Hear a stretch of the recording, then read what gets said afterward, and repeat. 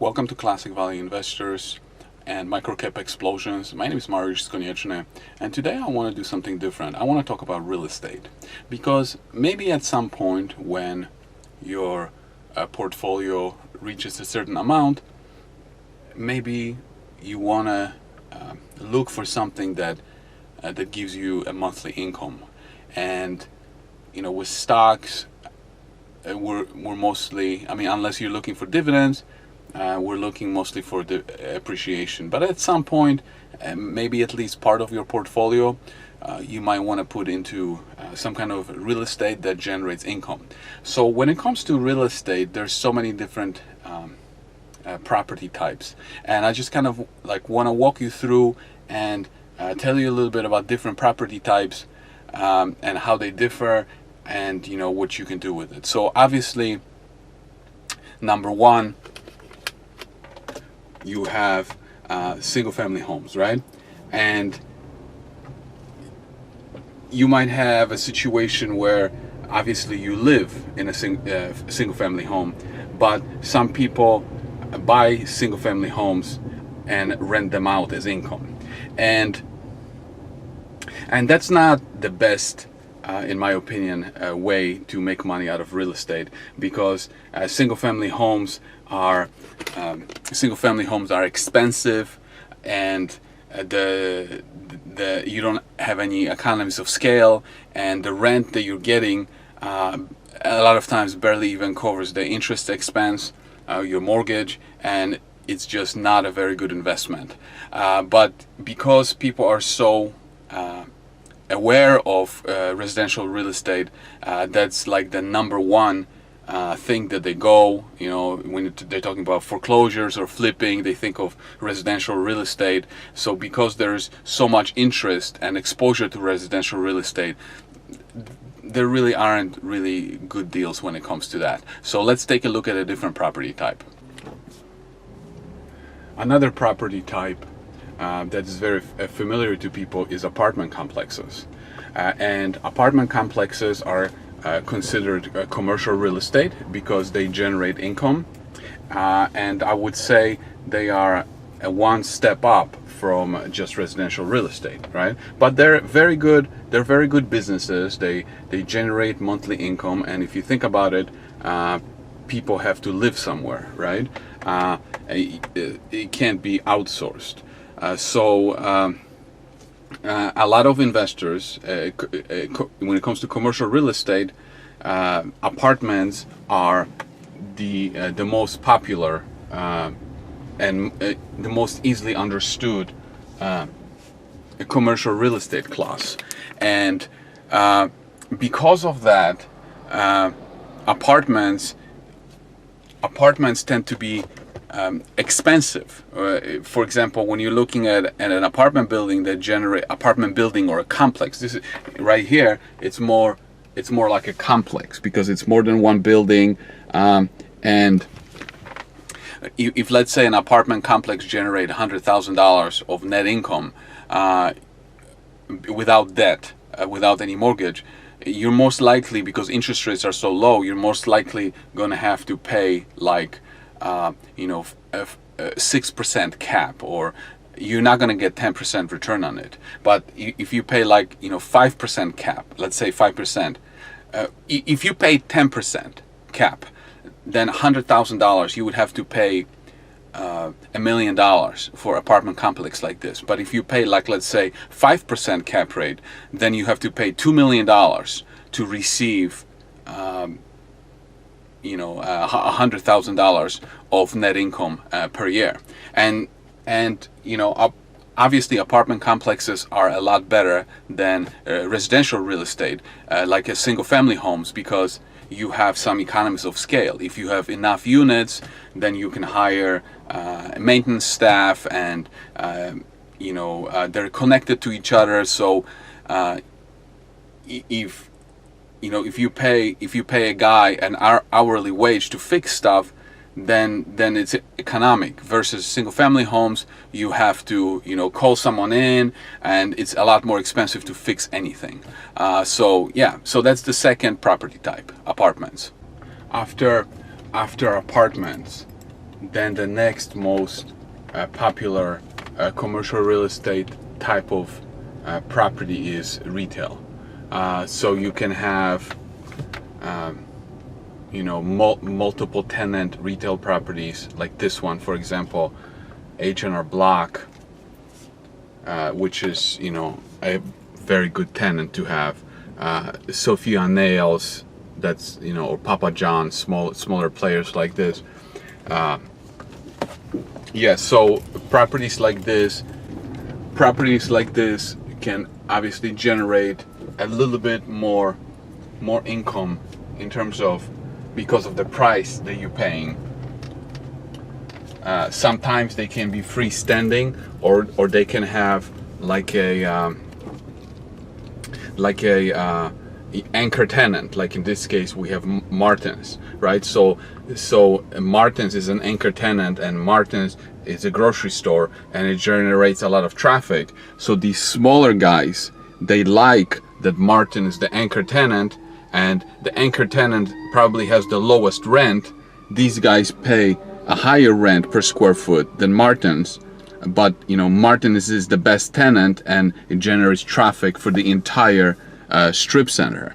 If for example you have a strip center that the anchor tenant is empty, then that's a big no-no. That's a bad situation, because now these guys don't get as much traffic from the anchor tenant. When it comes to retail, there's a subset of retail properties that are called triple net, and you probably never knew that Walgreens, for example, which everyone knows about, doesn't own this building. Walgreens is it's a triple net property. So what triple net means is that if you own this building, Walgreens pays you money, and it's triple net, meaning that you don't have to pay real estate taxes. So triple net means after taxes, after insurance, and after common area maintenance. The other property that I showed you, the owner has to pay real estate taxes and insurance, and common area maintenance might be passed on to the tenants. But with something like Walgreens, Walgreens pays real estate taxes, they pay insurance, and they pay common area maintenance, and you get a check after all the expenses. So that's called triple net. So some investors really like that. But when it comes to something like Walgreens, it's a very stable tenant, but it's a single tenant property. It's a stable tenant, investors like it, so therefore price is really high, and the cap rate is very, very low, maybe 6%, just like kind of like apartments. But Walgreens is not the only triple tenant type of property.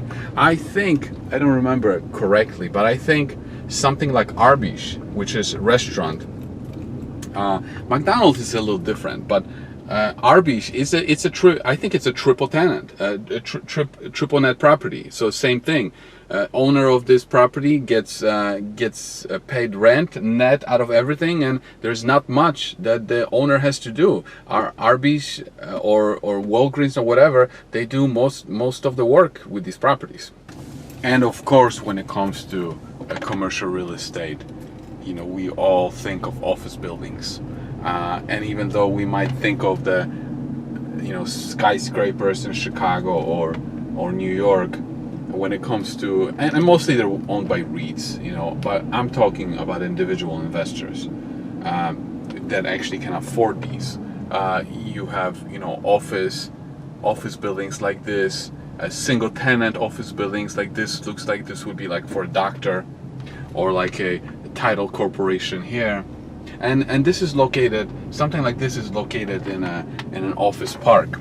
And then the hottest office properties right now in this economy, or in this life that we have, is medical office buildings like these ones. Medical office buildings, they're the fucking most beautiful looking office buildings, because they have so much fucking money from insurance companies and things like that they have the best improvements, while other regular office properties, they actually have to earn earn their keep. Office buildings, they have the best amenities, the best looking, because insurance companies pay for everything, and the whole fucking healthcare disaster. I mean, look at something like this rehabilitation center. I mean, it looks beautiful compared to just regular office building. Yeah. Another thing when it comes to when we're comparing different property types like apartments to retail or office is the terms of leases. So when it comes to apartments, usually you're going to have like a 12-month lease, right? Short term. When it comes to retail or office, definitely medical office, we're talking about 3 to 5 years. So owners of the other types of commercial real estate, their tenants tend to stay longer. It's harder to get tenants, but once you get tenants, they tend to stay longer. And when it, for example, comes to like medical office buildings, then these tenants make tenant improvements and they spend a lot of money on the build out.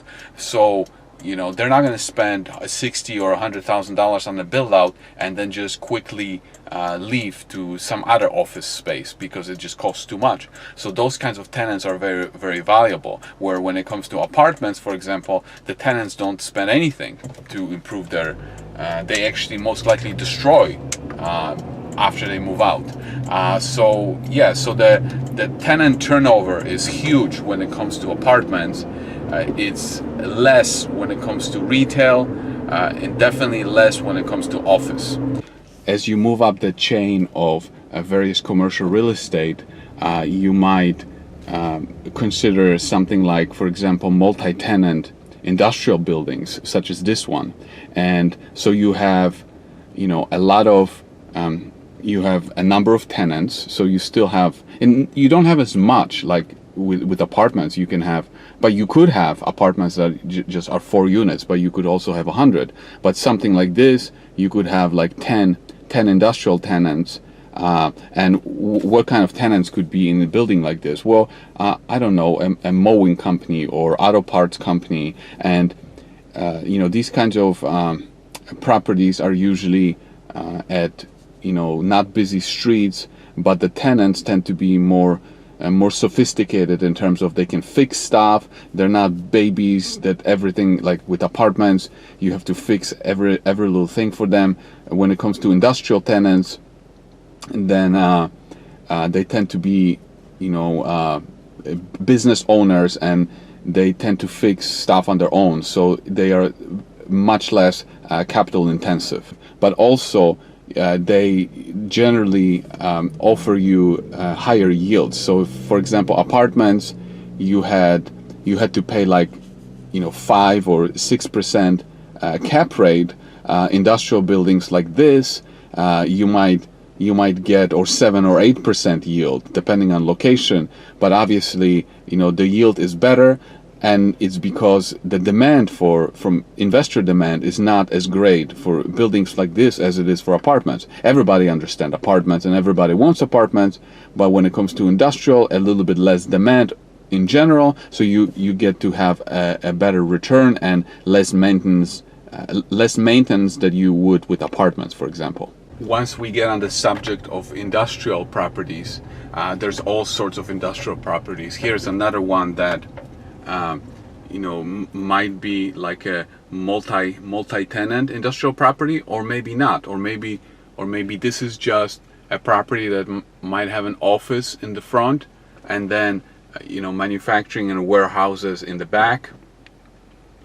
So again, if it is a single tenant, then it's obviously more risky from the point of view that if you lose that tenant, then you're screwed. Where with multi-tenants you have a little bit more diversification, but then at the same time, when you get a tenant in an industrial building like this, then you might have it for a long time and not have to do much maintenance and just mostly receive the check and not do much work.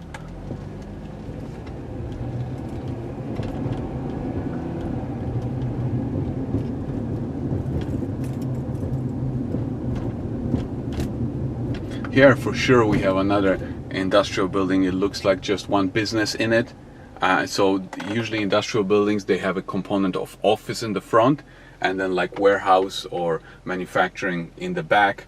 And a building like this could be owned by individual investors or group of investors, or it could be owned by the company itself. But a lot of times the companies don't want to own these buildings because they don't want to have money tied up in these properties. So what they might do is sale leaseback, where they stay as a tenant and they sell the property to an investor, and they offer them a certain return.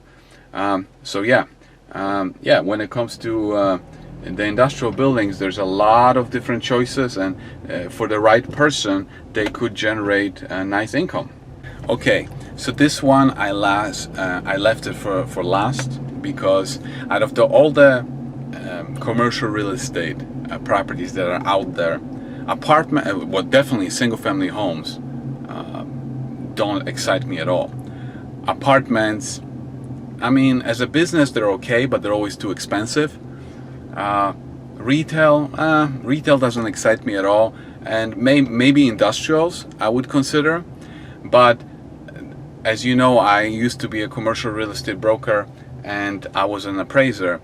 And the entire time, when it comes to thinking about commercial real estate, the one property type that I would consider owning, and I really, a lot of times when I reach to a certain amount, I would buy it, and that's mobile home parks.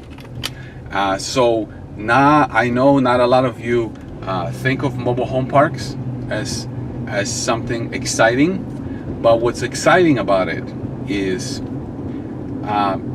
people think of, you know, trashy people, poor people, and you know, dangerous places, and it's nothing like that. So when you look at a mobile home park, you have obviously mobile homes, right? And the mobile homes are on lots. Now these mobile homes, most of them are owned by the mobile home owners. They're not owned by the park. The park owns the land, and then these owners here, they pay lot rent. So what's so appealing about this property type is that once you have a mobile home on a lot, that mobile home is not going anywhere. It's staying here. It's like having a tenant for life. Unlike apartments, the tenants move out all the time. Here, once the home is in, it stays there. So, and it costs about $5,000 to move a home like this. And you know, tenants like this, they live in these kinds of places. They don't have that kind of money to move it. So if they want to move out for whatever reason, they have to sell the home to someone else that has to pay lot rent. And as the owner of a mobile home park, all you're really doing is maintaining and providing the utilities, making sure that the trash is collected, making sure that the utility pipes work. You don't have to worry about fixing the homes because that's responsibility of the owners. And yes, some of the parks, they also might own the homes and they rent the homes, but you know, the business model, it works the best when the tenants own the homes and they pay lot rent. So if the park, because like for example, look here, this is an empty lot, so it doesn't generate any income. So if you're the owner of a mobile home park, you obviously would want to fill that spot for income. So one way to fill that spot is to have someone buy a mobile home, whether it's used or new, and put it in here. But it's unlikely in this economy that this is going to happen because people don't have the money, and mobile homes are not very easily financed the way residential homes are financed.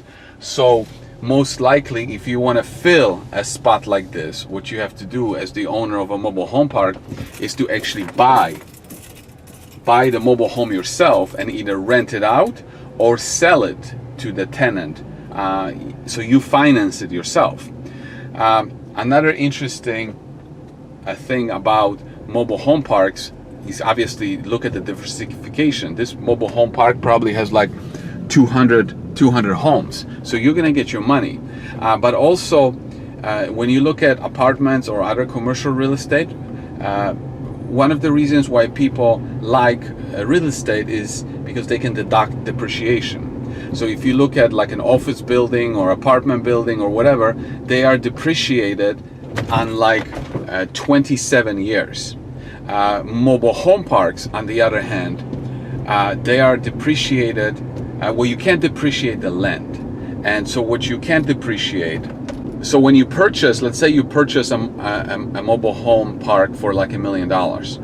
So you take that $1 million and you assign the cost to various different things, like the utility pipes and all kinds of stuff, fences and property improvements, and then you have to assign some of it, maybe, I don't know, 40% or so to land, and land cannot be depreciated.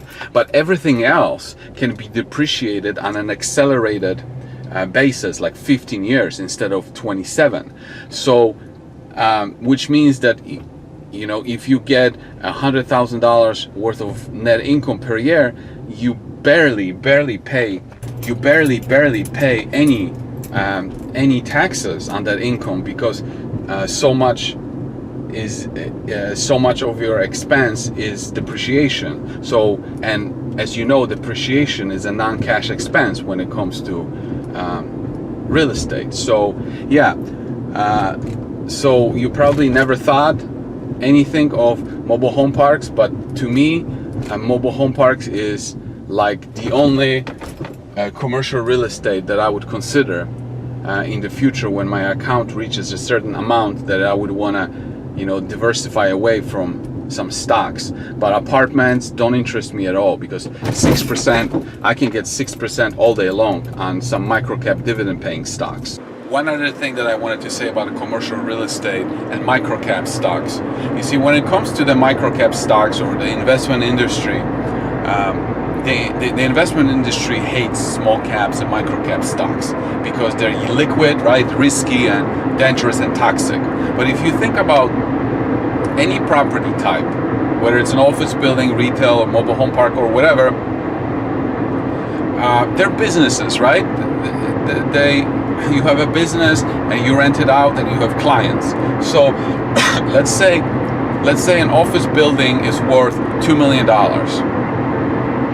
Well, that's like a microcap, right? So it's okay for people to put all of their life savings into a microcap office building worth $2 million, but those same people will not touch a microcap company with a market cap of $10 million, $20 million, because that's too risky. But an office building, it's not too risky, right? And then they fucking take a mortgage, put 80% mortgage on it, levering the hell out of it, increasing the risk, and they're okay with that. But buying a microcap stock, oh, that's too risky. They have to buy Apple, Microsoft, or something like that.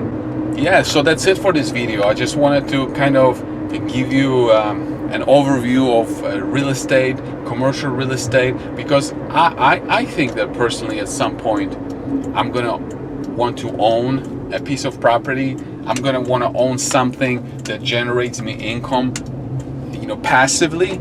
And yes, I can buy stocks that pay dividends, and I will of course do that.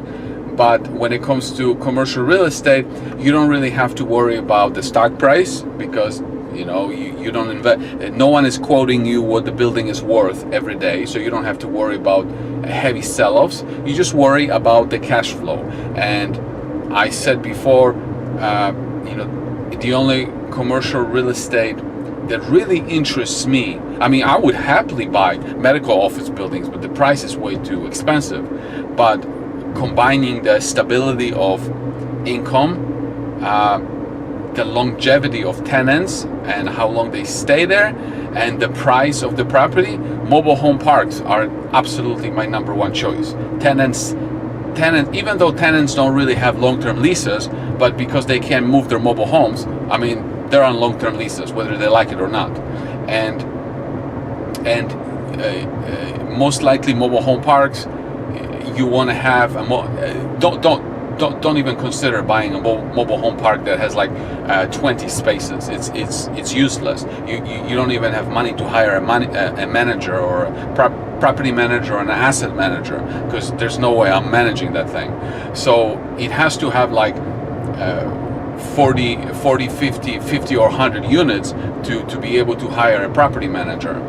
But when you have this many units, then you have your income stream is stable, and you also have diversified customer base. So yeah, if one of them wants to move their home and spend $5,000, then yeah, you can afford to lose one. But when you have an office building with a single tenant, or a couple tenants, and one tenant leaves and you have mortgage on it, then you're kind of screwed until you find a new tenant. So yeah, so that's it for today.